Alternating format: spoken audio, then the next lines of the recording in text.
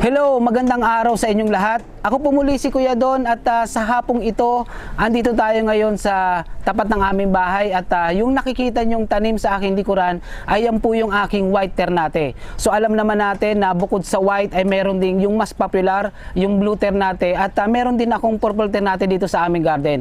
Anyway, sa mga susunod na araw ay ipapakita natin kung paano tayo makakapagtanim ng mga ternate gamit lang ang container o yung mga mas malalaking taniman, halimbawa yung mga lumang balde. Sa hapong ito ay pag-usapan natin kung paano tayo makakagawa ng homemade fungicide gamit ang baking soda. So yan ang ating tatalakayin pagkatapos po ng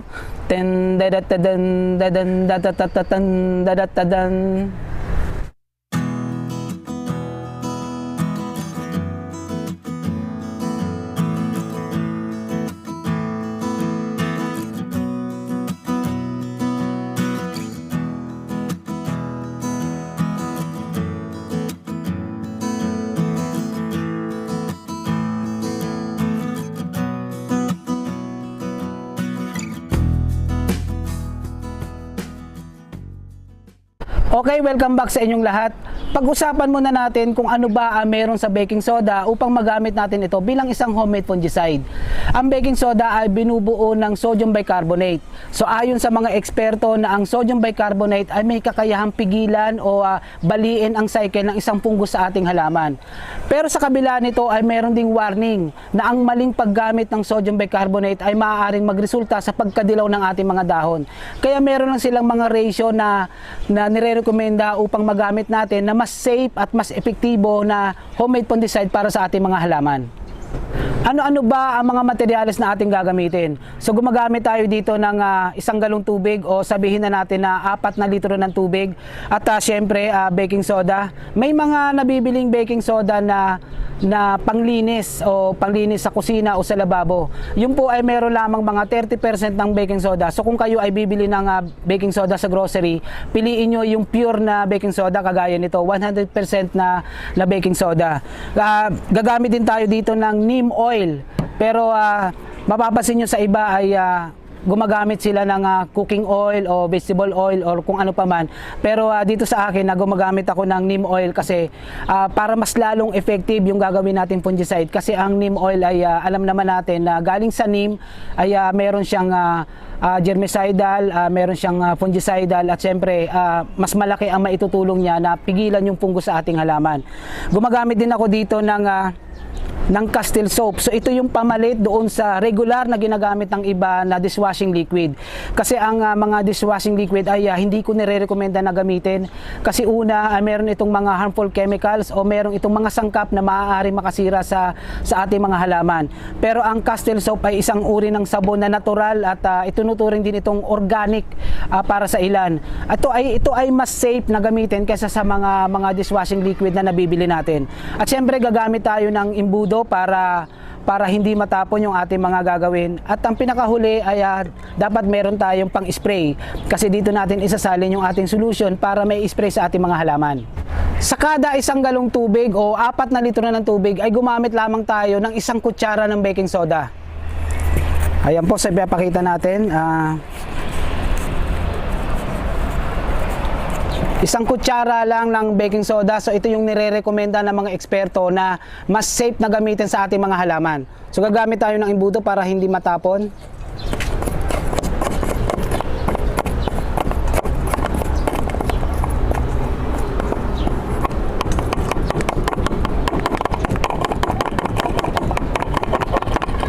Okay, at pagkatapos ay gagamit din tayo ng 1 kutsara ng neem oil.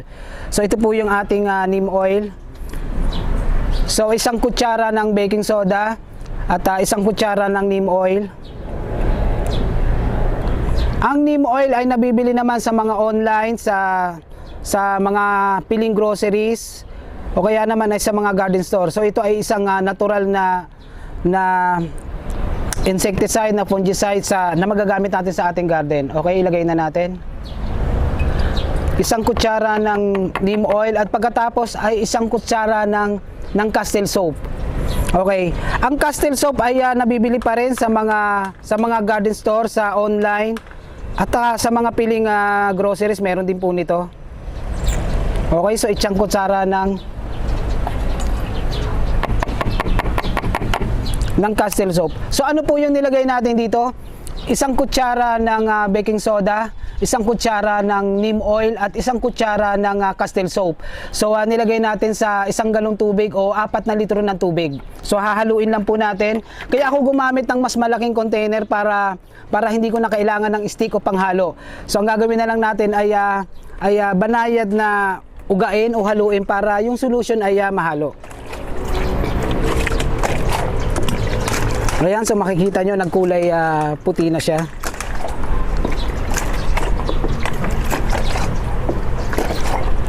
Okay, at pagkatapos po ang ating nagawang solution ay hindi na kailangang idilute pa sa tubig.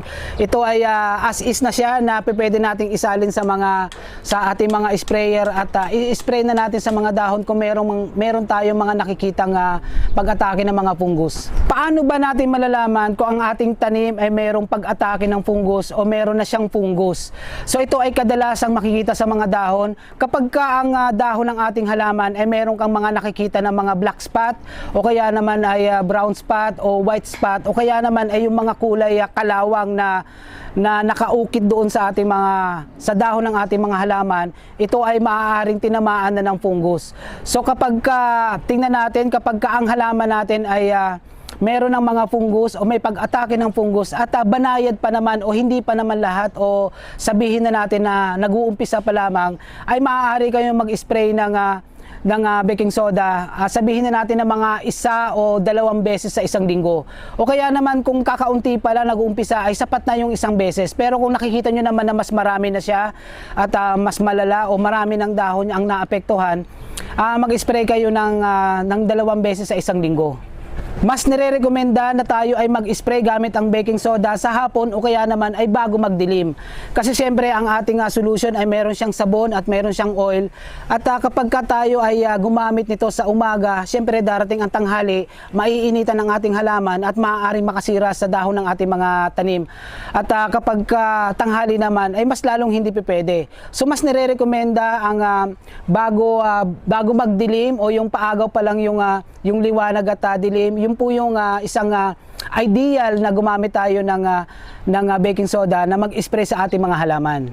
Kagaya ng nabanggit natin kanina, doon sa ibang mga nagre-recommenda o doon sa mga ibang gumagamit ng baking soda, gumagamit sila ng dishwashing liquid at saka yung cooking oil. Ngayon sabihin na natin na wala kayong makuhang Castile soap. Una, i-try nyo muna na maghanap sa online kasi meron namang nabibili nito sa online. Ito ay nabili ko sa online o kaya naman doon sa mga piling garden store. Sa ibang grocery, yung mga piling grocery ay meron pong mabibili tayong Castile soap. Pero kung sakali na wala tayong makuha ay pwede naman tayong gumamit ng dishwashing liquid, pero piliin nyo lang yung dishwashing liquid na walang bleach o kaya ay yung mga normal lang na dishwashing liquid. At kapag gumamit kayo ng dishwashing, wag nyo munang i-spray sa lahat ng inyong tanim o sa buong halaman. Mag-try muna kayo na mag-spray sa isang parte ng dahon at hintayin nyo ang 1 o 2 oras. Kapag nakita nyo o obserbahan nyo kung merong pagka-damage doon sa dahon. Halimbawa, pagka nag-spray kayo ay ito ay nanilaw, ito ay kumulubot o kaya naman ay pumangit yung itsura ng dahon, wag nyo nang ituloy. Ibig sabihin na mas matapang yung dishwashing liquid na ginamit nyo. Pero kung sakali naman na wala kayong nakitang pagka-damage, ay pwede nyo nang i-apply sa inyong mga tanim. Ganon din po dito sa neem oil. Try nyo muna na maghanap sa online kasi meron na ito nabili ko rin sa online.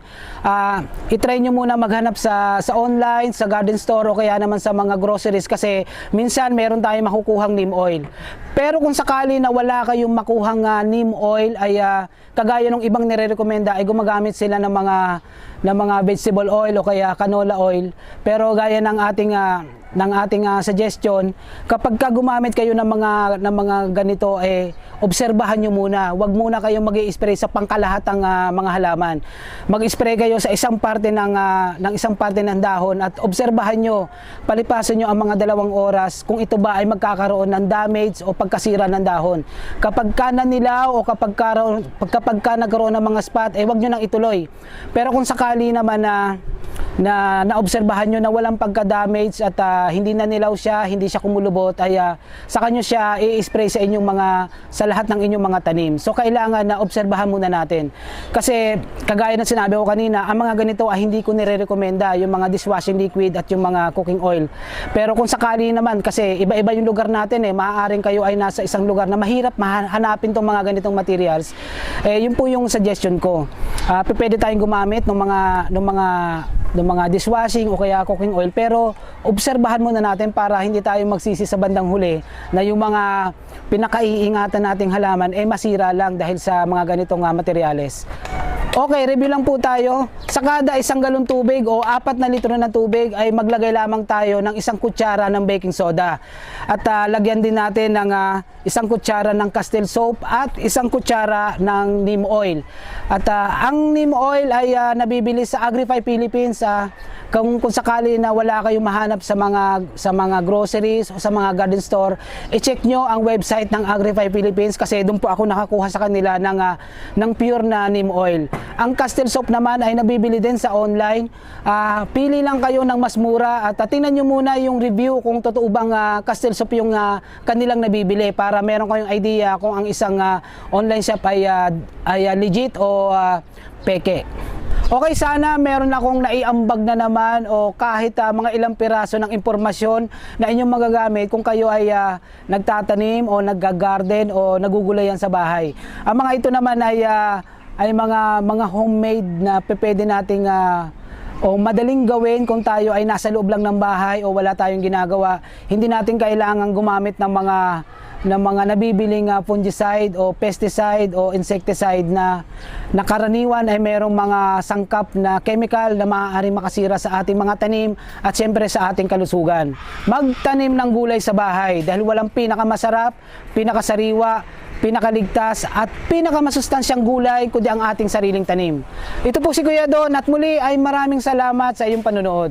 Pero sa isang galon tubig o meron sa baking soda para magamit natin ito bilang isang homemade